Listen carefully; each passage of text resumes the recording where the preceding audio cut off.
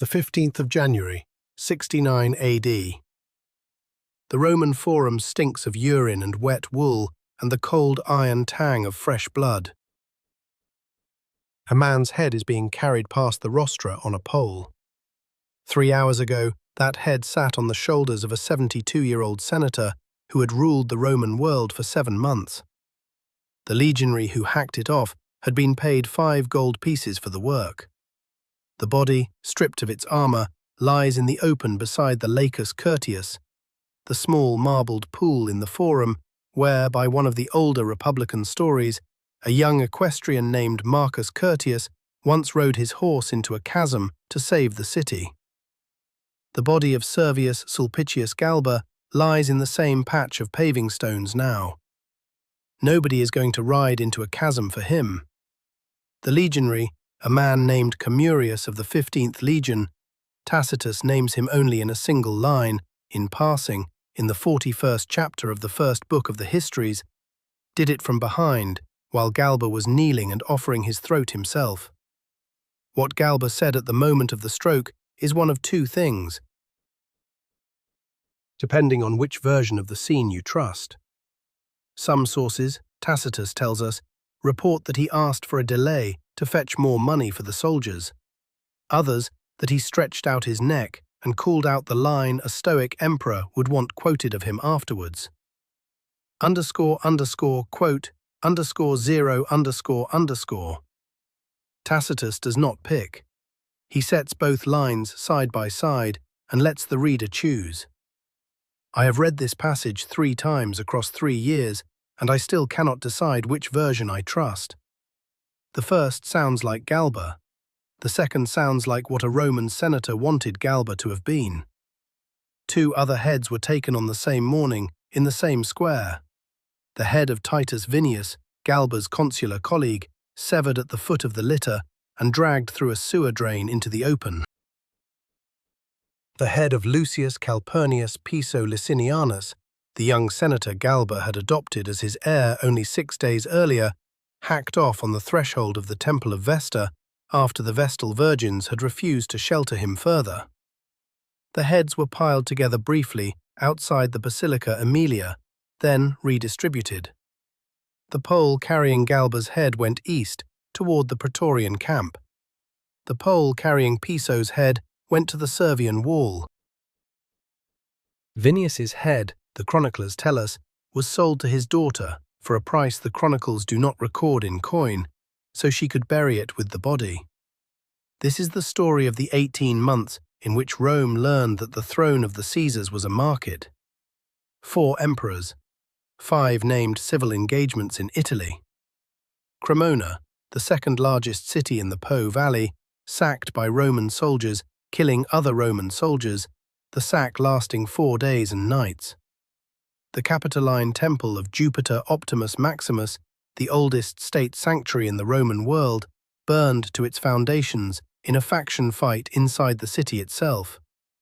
By Tacitus's reckoning, by the time the new dynasty was installed in late December, perhaps 80,000 soldiers had died in Italian fields and Italian streets, and not one of them at the hands of a foreign enemy.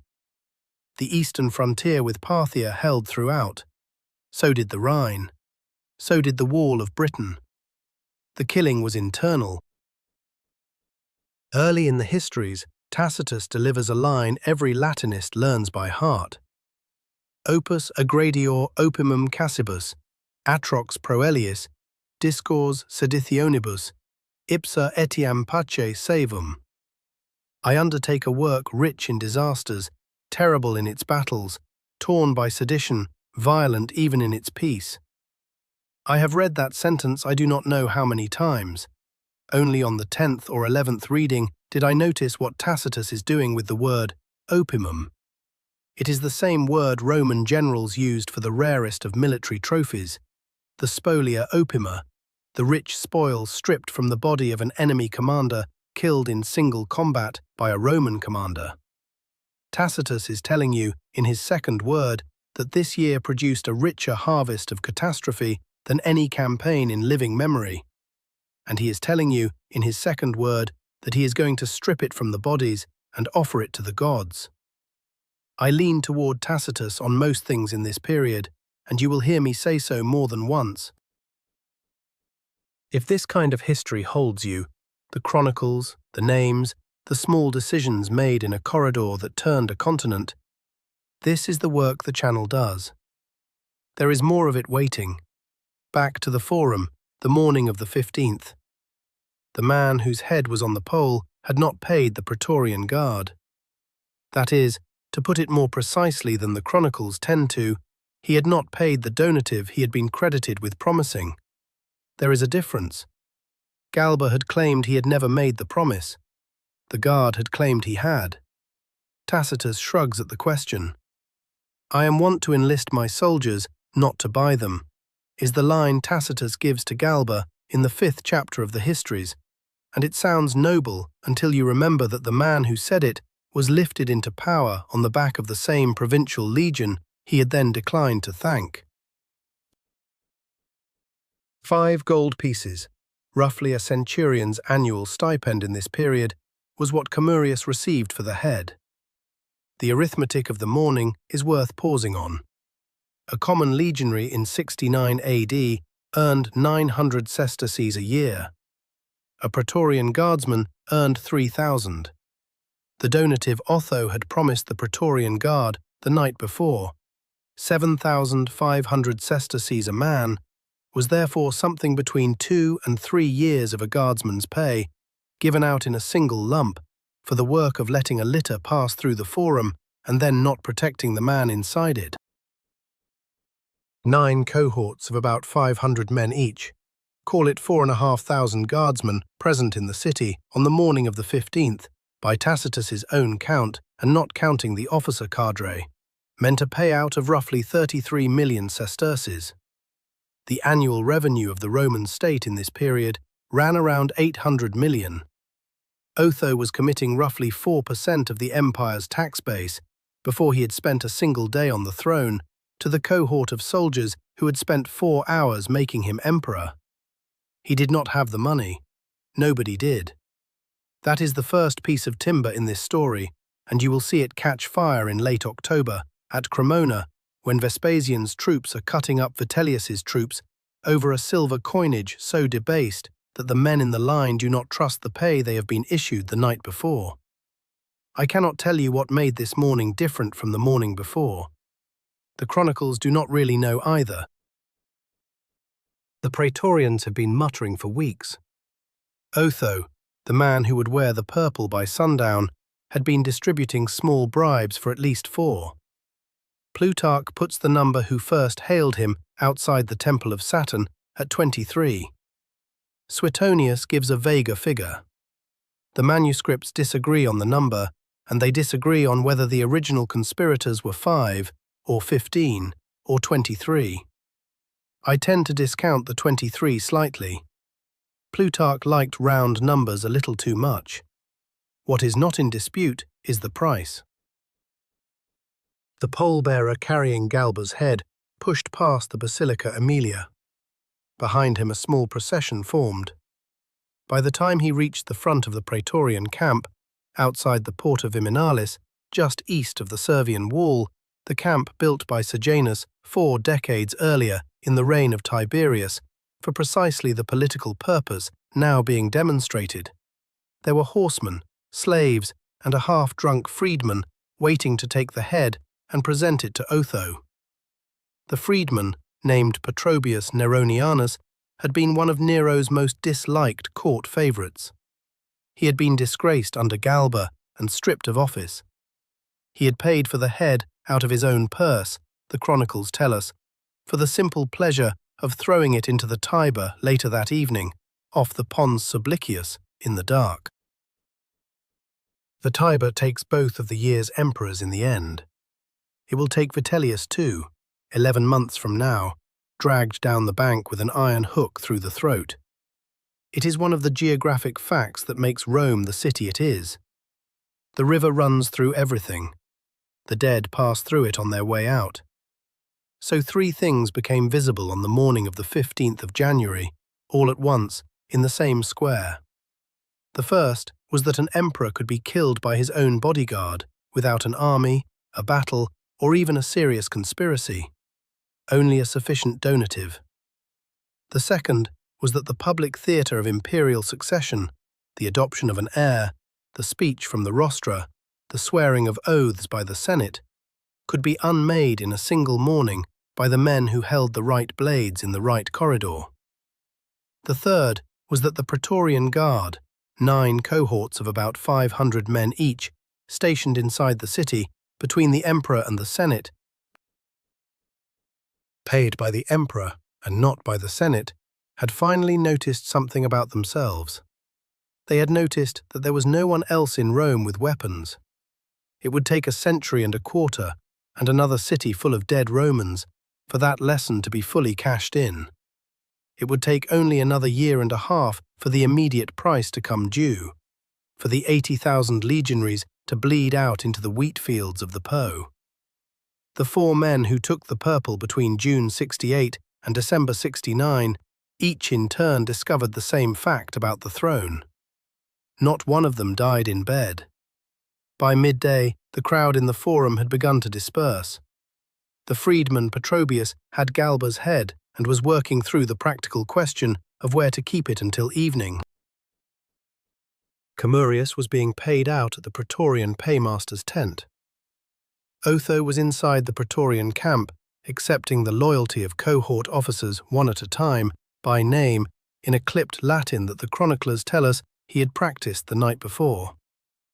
The Senate, on the other side of the city, old men in togas with purple bands at the hem, men who had taken an oath of allegiance to Galba at sunrise, was being summoned to take a new oath. They would take it. They had no other option. The Senate had not had weapons since the founding of the Praetorian camp. To understand how the throne had come to this, to the hand of a freedman in the dark beside a river, you have to go back 6 months. You have to go back to the morning of the 9th of June, 68 AD, when an emperor of Rome bled out in a corridor of a freedman's villa 4 miles north of the Porta Collina. You have to go back to the death of Nero. The corridor of the freedman Phaon's villa is narrow and unplastered. The lamp gutters. Nero sits with his back against a wall of damp brick, listening to the sound of horses on the road outside, and trying to put a dagger through his own throat. The hand will not do it. The hand is shaking. The throat is uncut. From outside, there is the noise of Praetorian cavalry, about 30 horsemen by Suetonius's count, riding down to take him alive and drag him into the forum to be flogged to death as a public enemy of Rome. There is no time. He calls for Epaphroditus, his private secretary. Epaphroditus does the work. Qualis artifex pereo, Suetonius records him saying in his last hour, "What an artist dies in me."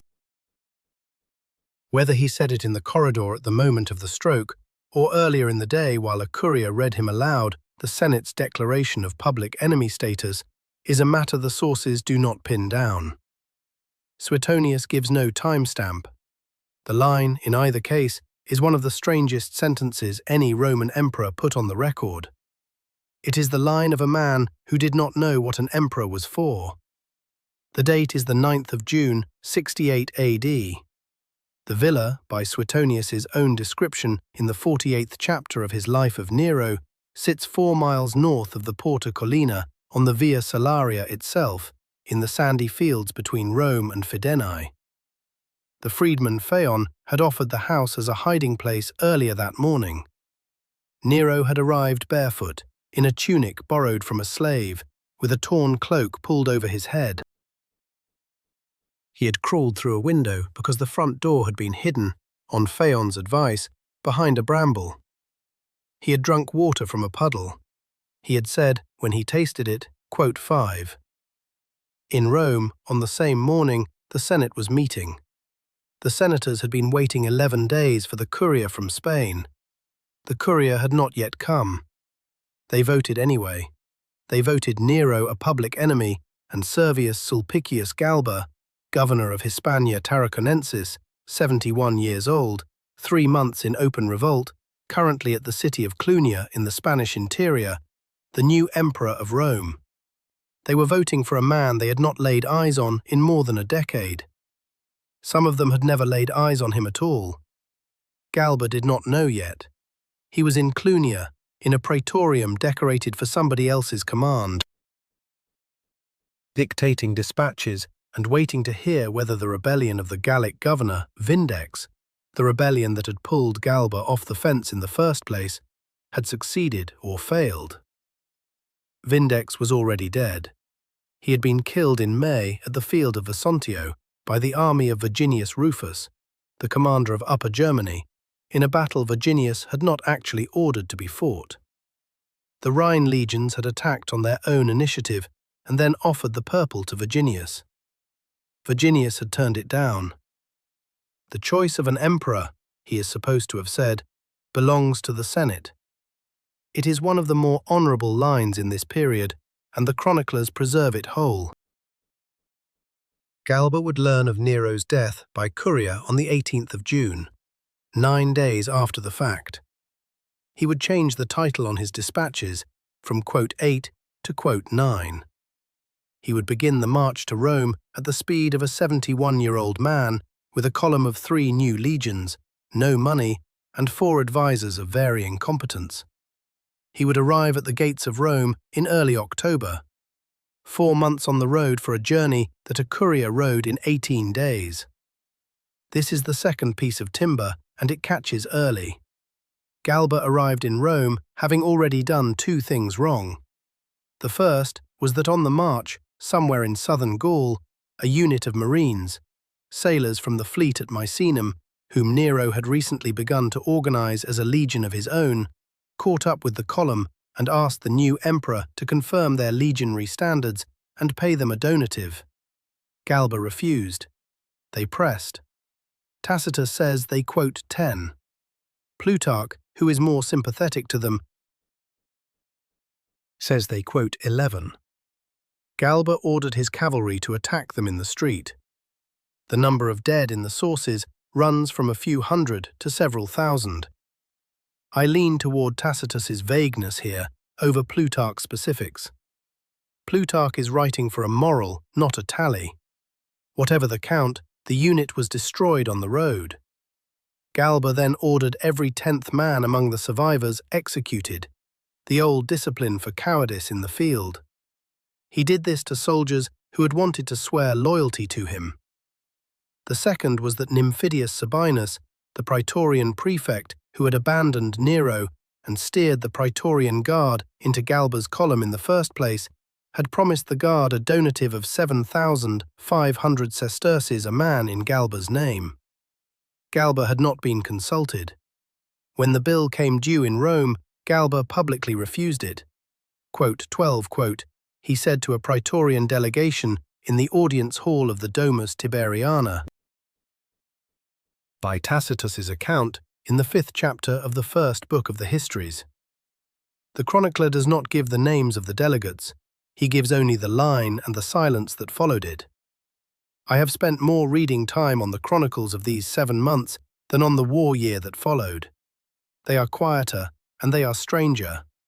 Galba is the figure that classicists keep returning to, the senatorial man, the right age, the right pedigree, who failed in one specific way that lit the whole year. If that kind of question interests you, the chronicles, the maps, the small decisions in a corridor that turn a continent, this is what the channel does. There is more of it waiting. Back to the 7th of January, 69 AD, and a packet of dispatches just arrived at Rome from the Rhine. The dispatches reported that on the 1st day of January, when the legions of Upper Germany at the camp of Mogontiacum had been required to renew their annual oath to the emperor, 2 of them, the 4th Macedonica and the 22nd Primogenia, had refused. They had pulled down Galba's statues and trampled the images. They had then sworn loyalty instead to quote 13, which was the polite Roman way of saying quote 14.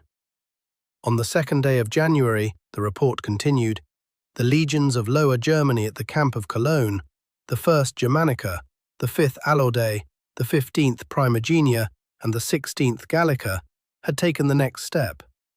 They had acclaimed their own commander, Aulus Vitellius, as emperor. He had accepted. He was marching south. In Rome, the news read like a death sentence. Galba was 72 and had been emperor for 6.5 months. He had no son and no obvious heir. The throne, if he did not name a successor in the next 48 hours, would be ambient and unowned the moment he died. And on this particular morning, with the Rhine in open revolt, the morning of his death suddenly seemed close. He convened his council and announced the adoption. He had 3 candidates. He chose the most unexpected. Lucius Calpurnius Piso Licinianus was a senator of 31. He had spent most of Nero's reign in internal exile in the provinces because his brother had been executed by the previous emperor. He had no military command. He had no faction in the Praetorian Guard. He had what Galba thought of as character, the senatorial gravitas the old man had been cultivating in himself for 50 years. On the 10th of January, in a brief ceremony at the camp of the Praetorian Guard, Galba presented Piso to the assembled cohorts as his adopted son and heir. He did not pay a donative for the announcement. The Praetorians stood through the ceremony in silence. In the crowd that morning, listening to the speech without showing his face in the front row, was a 36-year-old senator and former governor of Lusitania named Marcus Salvius Otho. He had spent the previous 6 months expecting that adoption announcement to name him. He had been Galba's most active supporter in the march from Spain. He had been a constant presence at Galba's audiences. He had also, beneath that surface, been spending the small change of his own purse, which was not large, Otho was not a rich man, on the cohort officers of the guard, name by name, for at least 8 weeks. The morning he heard Piso's name read out, he went directly from the Praetorian camp to the house of the senator Onomastus, called Onomastus to him, and instructed him to bring the conspiracy forward by 10 days. Otho was not, in 69 AD, an obvious choice for emperor. He had been a young friend of Nero's set. He had been married, for about 2 years, from roughly 57 AD to 59 AD, to the young noblewoman Poppaea Sabina, whom Nero had then taken from him and made empress. The reward, or the consolation, depending on the chronicler, was the governorship of distant Lusitania, where Otho spent 10 years. He had returned with Galba in 68 because he had wagered, correctly, that he was old enough to be plausible as the next emperor and poor enough to be cheaply bought into the column. He had run that wager well. He had then watched Galba give the prize to a 31-year-old he barely knew. 5 days after Piso's adoption, Otho's 23 Praetorians hailed him at the Temple of Saturn at dawn. By noon, Galba was kneeling at the Lacus Curtius and offering his throat. By sunset, Galba's head was floating somewhere downriver of the Pons Sublicius. Otho, in the audience hall of the Domus Tiberiana, the same hall Galba had used to refuse the donative 4 months earlier, was accepting the oaths of the cohort officers one by one in clipped formal Latin. By the testimony of Tacitus and Plutarch both, his composure was good. He had practiced. The emperor of the Rhine was not going to be impressed. Vitellius had been on the road since the 2nd of January. His army was the largest single field force in the Western Empire. Perhaps 70,000 legionaries, auxiliaries and cavalry between the 2 columns. The columns moved separately because no Roman road in the Alps could carry that many men at once. Aulus Caecina Alienus took the legions of Upper Germany over the Pennine Alps, the route that runs through what is now the Great St. Bernard Pass. Fabius Valens took the legions of Lower Germany the longer way, down through Gaul and across the Maritime Alps. Both columns were aiming for the Po, where they would link up, push east, and force a single decisive engagement somewhere on the plain between Cremona and Verona before Otho could pull the eastern reinforcements forward. Otho marched north to meet them with what he had: the Praetorian Guard, the first adiutrix, the legion of marines Galba had decimated, detachments from 3 other legions in the city, a small force of cavalry. 3 of his best generals were Suetonius Paulinus, the man who had broken Boudicca's revolt in Britain 9 years earlier, Annius Gallus, and Marius Celsus. Their counsel, by Tacitus's account, was unanimous and patient. Do not engage, wait. Pull the legions from the Danube down through Aquileia. Let Vitellius's columns wear themselves out on the Italian plain. There is no need to fight in April. The summer will be ours. Otho did not wait. The reasons the chroniclers give are mixed: political pressure from his own brother, anxiety about the troops' morale, the simple human fact of a 36-year-old who had been emperor for 10 weeks and could not afford to be seen waiting. On the 14th of April, 69 AD, on the open plain between the small town of Bedriacum and the city of Cremona, the Athonian army attacked the Vitellian camp in something that was less a battle than a series of failed approaches. The first adiutrix performed well. It took the eagle of the 21st Rapax in close fighting on the road itself. Almost everywhere else, the line broke. The Athonian troops fell back to their fortified camp at Bedriacum by nightfall. The casualty count, in the most cautious modern reading, Wellesley's, is around 40,000 dead and wounded combined for both sides. Tacitus does not give a total. He gives instead a sentence I have read 3 or 4 times in the second book of the Histories that runs roughly, "The slain were so many that the names cannot be recovered." The Athonian generals, Paulinus, Gallus, Celsus, wanted to continue the war. There were reserves. The Danube legions were close. The strategic position was not lost. Otho disagreed. On the morning of the 16th of April, at his camp at Brixellum on the Po, he wrote his last letters, distributed personal gifts to his entourage, took a single short knife into a private room, lay down with one hand under his head, and stabbed himself once in the side, just below the heart. He had been emperor for 95 days. There is a question about that suicide that we will come back to in earnest later. Tacitus, in the chapter that recounts it, makes Otho a Stoic philosopher in his final hour. Otho is calm. Otho speaks of sparing the empire further bloodshed. Otho gives away his money to his slaves. Modern military historians read the same passage and see something different, and you will hear me lay that disagreement out in full when we come to the second battle at Cremona. For now, keep the question in mind. Vitellius received the news at his camp near the Alps. He marched south at his own pace.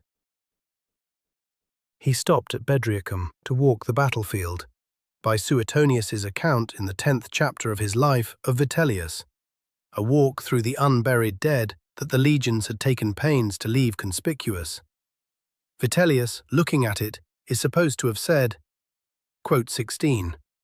Suetonius gives the line, Tacitus does not. I think it is too neat to be the actual sentence. I think it is the sentence Suetonius wanted to assign to the man whose entry into Rome he was about to describe. That entry came on the 18th of July, 69 AD. The date is one the chroniclers note carefully. It is the anniversary of the Roman defeat at the Allia, the day in 390 BC when the Senonian Gauls broke the Republic's army and sacked the city. The Dies Alinensis. The Romans treated the anniversary as a day of national bad fortune. No public business was conducted on it. Vitellius entered through the Porta Flaminia in full armour, at the head of a column of legionaries with drawn swords, on the unluckiest day in the Roman calendar. He had been advised to wait 24 hours. He had refused. What he did in the 4 months that followed was almost beside the point. He held banquets. He held them 3 and sometimes 4 times a day, by Suetonius's count, at the houses of senators and former officials, at a cost to the host that ran into millions of sesterces a sitting. He talked about reforming the Praetorian Guard. He executed a handful of officials. He executed Cornelius Dolabella, a Galban-era senator, by sending a centurion to a country house with orders to cut his throat without trial. He ignored the dispatches from the east. The dispatches from the east had begun arriving in late July.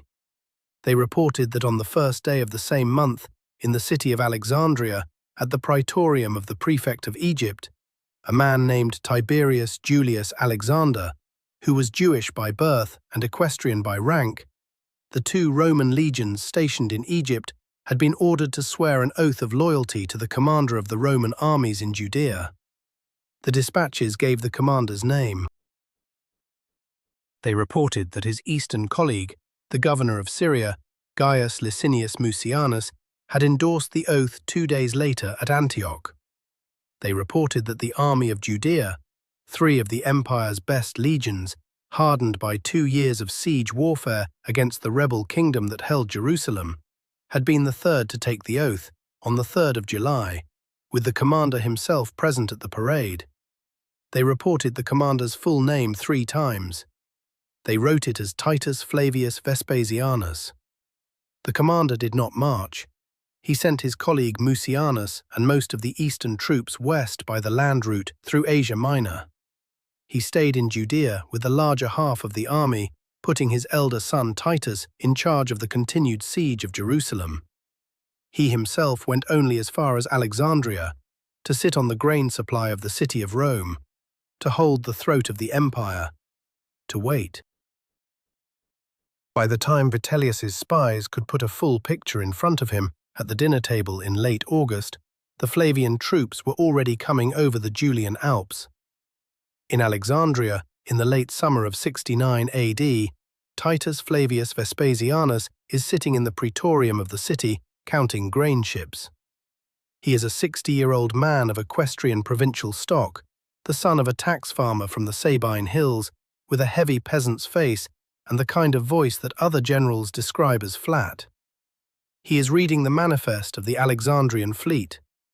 The fleet carries the grain that feeds the city of Rome, about 1/3 of its annual bread by the standard estimates. The fleet has not sailed. He has given the order to hold it in port until further notice. He has given the order quietly through the prefect of the fleet. In late August, by his own count and Mucianus's, Rome had grain for between 12 and 14 weeks. By the late autumn, the city would be hungry. By Christmas, it would be desperate. Vespasian is doing arithmetic that nobody in the city of Rome has yet realized he is doing. He is the first Roman in a century to grasp that the empire's tax base could be turned, in a question of weeks, into a noose around the neck of the capital. He is not going to march. He is going to wait. 600 miles north and west of him, on the Danube frontier, somebody else is making the opposite calculation. Marcus Antonius Primus, commander of the 7th Legion Galbiana, stationed at Carnuntum on the Danube, was the kind of officer the Roman service did not know quite what to do with. He had been a senator under Nero, convicted of forgery in 62 AD. The chronicles preserve the case in detail. He had forged a will, and exiled to a small town in Liguria. Galba had pardoned him in 68 AD and given him the 7th Legion in Pannonia. He was 49 years old in 69. He was, by Tacitus's careful description in the second book of the Histories, quote, "It is one of the more compressed assassinations Tacitus performs on a man, and he is recording it about a man who will, within 90 days, have made Vespasian emperor of Rome. The Pannonian and Mosian legions, 5 of them, the 7th Galbiana, the 7th Claudia, the 3rd Gallica, the 8th Augusta, the 13th Gemina, had sworn for Vespasian in the second half of August on the strength of the dispatches from Egypt and Judea. Mucianus, marching west from Syria with the bulk of the Eastern Army, had sent direct orders to the Danube command. Do not advance into Italy. Wait. Hold the Alps. Let the Vitellians starve through the winter. The whole strategic plan, on paper, depended on it. Antonius Primus read the dispatch, sent a polite acknowledgement back, and then, in September, with 5 legions, his Pannonian cavalry, the auxiliaries, and a few thousand more men picked up on the road, crossed the Julian Alps, and entered Italy. I have a hard time, when I read Tacitus on Primus, telling whether the disobedience is contempt or calculation. Both probably. Primus had spent 8 years in internal exile, thinking about what Roman politics actually rewarded. He had concluded, and the year had so far proved him right, that it rewarded whoever was first into the city. Mucianus's plan would have made Mucianus the man who entered Rome with the new emperor's authority and dispensed the offices. Primus's plan would make Primus that man. He wagered 5 legions on the difference. The Vitellian command in Rome heard the news in the 2nd week of September and did almost nothing. Aulus Vitellius himself was, by Suetonius's account, by this point physically incapable of decisive action. He had put on substantial weight, was eating 4 times a day at private houses, and was rarely seen in his own audience hall before midday. Of his 2 best commanders, Caecina was making secret approaches to the Flavians by letter. He had calculated, also correctly, which way the war would end, and Valens was sick in bed with the fever that would put him out of the war entirely. The Vitellian army that did march north from Rome to meet Primus moved without a clear commander, on the assumption that there would be no battle before spring. There was a battle on the night of the 24th of October. It was fought on the same fields between the small town of Bedriacum and the city of Cremona, where Otho's army had broken 6 months earlier. It is the second engagement Tacitus gives the name Bedriacum, although modern military historians often call it the Battle of Cremona to keep the 2 clear. The Vitellians had marched out of Cremona late on the afternoon of the 24th, expecting only a skirmish. The Flavian advance under Primus had moved faster than expected.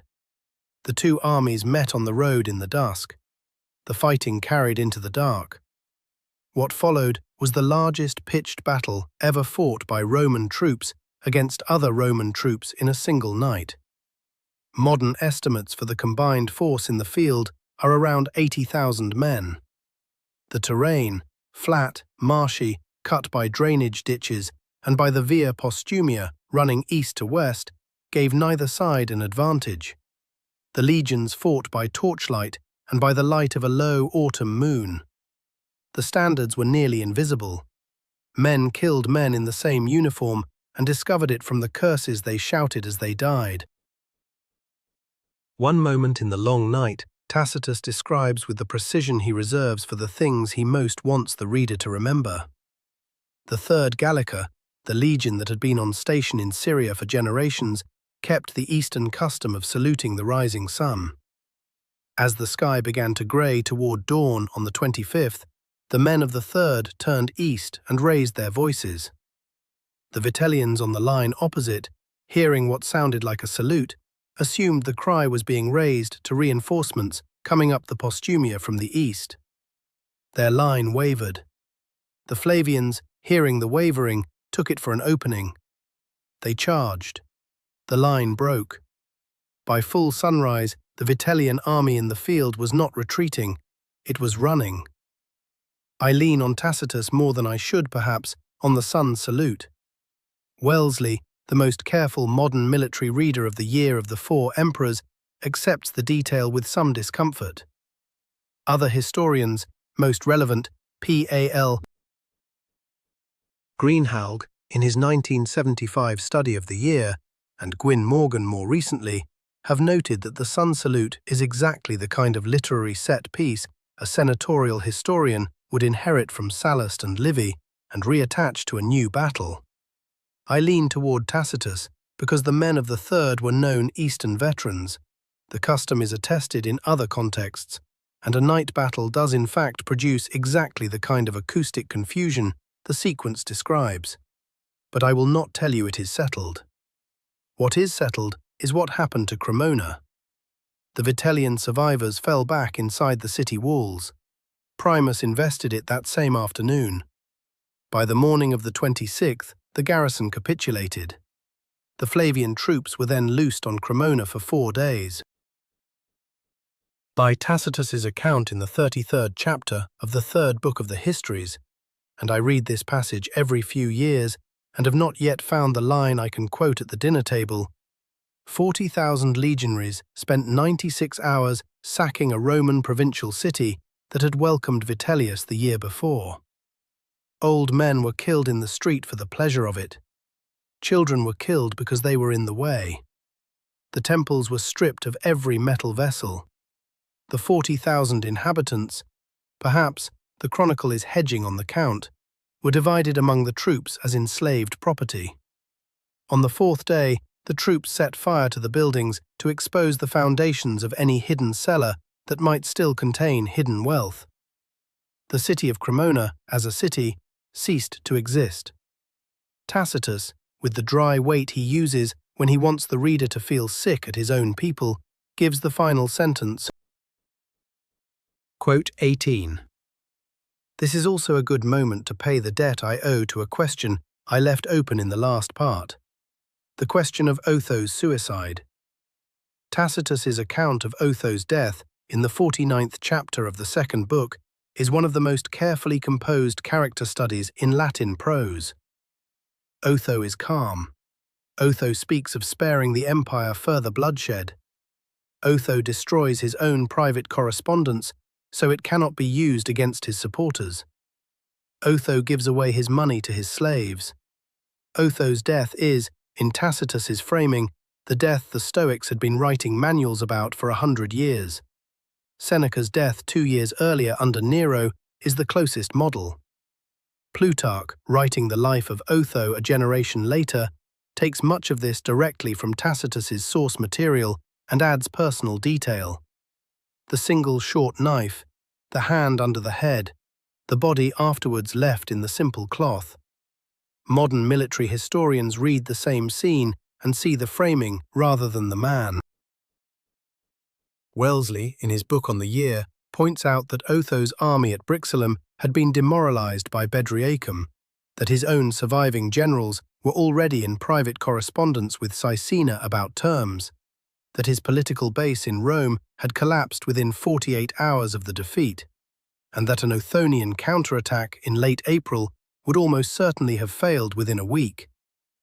Otho killed himself, on Wellesley's reading, because he could read the room.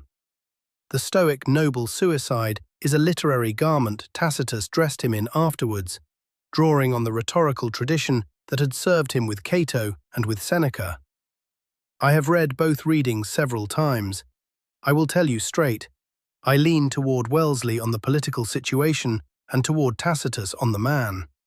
I think Otho saw both at once, saw that he could not win, and saw, also, the kind of dignity available to a man who refused to drag the empire through another civil battle for nothing. Roman politics had a long tradition of men picking the better of two losses. I think Otho picked, back to Cremona in the smoke. By the first week of November, Primus had Cremona, the Vitellian field army, and the road south. He marched on Rome through the autumn rains. The endgame in the city itself took 3 days. On the 17th of December, the news of Cremona finally penetrated the Domus Tiberiana, where Vitellius was still convening dinner parties. He summoned Flavius Sabinus, Vespasian's elder brother, who was prefect of the city of Rome and who had spent the autumn in the city itself, in plain sight, untouched, as a kind of insurance policy on both sides, and offered to abdicate the purple in exchange for a private villa, a fixed allowance of 100 million sesterces, and a guarantee for his young son. Sabinus drew up the agreement. Vitellius signed it. He then went down into the Forum on the 18th to read it out from the rostra in person. His own soldiers refused to let him.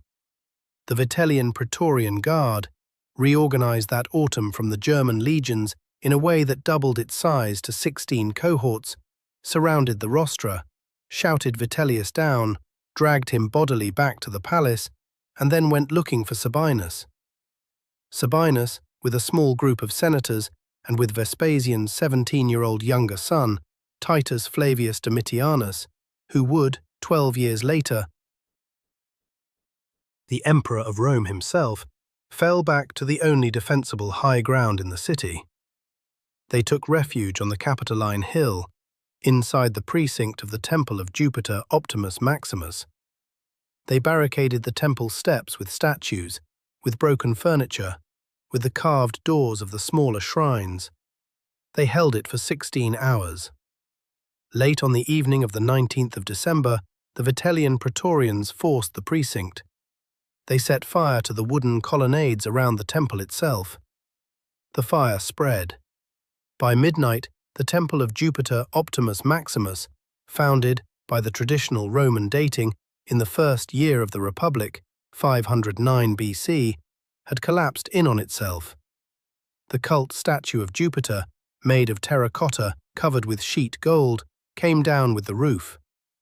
The Sibylline books, the post-Sullan collection that had replaced the originals lost in the earlier Capitoline fire of 83 BC, kept beneath the floor of the temple in a stone chest, burned with the rest. A new set would be commissioned in the following years. That day's collection was gone. Sabinus was caught in the smoke and dragged down to the Gemonian steps and killed. Domitian escaped over the back wall of the precinct in a borrowed tunic and hid for 2 days with a sympathetic equestrian on the Quirinal. On the 20th of December, Primus's vanguard came in through the Porta Flaminia. There was a day of street fighting through the Forum and up the Esquiline. By late afternoon, the Vitellian Praetorians had been driven back to the palace. Vitellius himself was found in a doorkeeper's lodge inside the palace where, by Suetonius's account, in the 16th chapter of his Life of Vitellius, he had barricaded the door with a bed and a mattress, tied a dog at the entrance, and put on a girdle full of gold pieces. He was dragged out by a centurion of the Flavian cavalry. His hands were tied. A noose was put around his neck. What happened then, the chroniclers agree on. He was led through the Forum on foot, with a sword point under his chin to keep his head up, so the crowd could see his face. Soldiers in the procession pelted him with rotten dung from the gutters.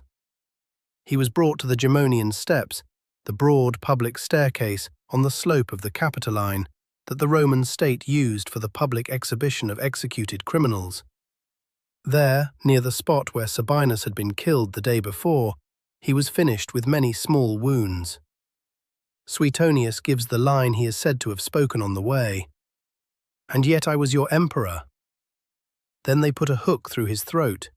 The uncus, the iron drag hook the Roman state used to remove dead criminals from public space, and dragged him down through the streets to the Tiber and rolled him in. The Tiber takes both of the year's principal emperors in the end. That is the artifact this story keeps returning to. A man's head on a pole in January. A man's body on a hook in December. The same river, 11 months apart. The new emperor was not in the city. Titus Flavius Vespasianus was still in Alexandria, with his fleet still in port, with the Roman grain supply still in his hand, and he would not enter Rome until October of the following year. He had taken his time. He had waited for somebody else's troops to do the killing. He had let Antonius Primus reach the city first, and then quietly transferred him, by way of an honorific consulship, into political retirement, where Primus would die 30 years later in obscurity in his hometown. Vespasian had read the year better than any of the men who had fought it. He had also read the longer story it set in motion. For 50 years after 69, the Flavian dynasty Vespasian founded, himself, Titus, and Domitian, held the throne in part by holding the Praetorian Guard at arm's length. Vespasian reduced the donative. Domitian doubled the legionary pay, drawing the loyalty of the field army away from the Praetorians and back to the provincial command. The dynasty ended in 96 AD, with Domitian assassinated by men of his own court. But the assassination was a private knife in a corridor, not the auction of a throne in a camp. The lesson of 69, on the surface, looked as if it had been learned. The next 200 years suggest that it had not been. In the year 193 AD, exactly 124 years after the morning Galba died in the Forum, the Praetorian Guard murdered the reigning emperor Pertinax in his own palace, and then, in the most literal possible echo of the year of the four emperors, held a public auction for the throne,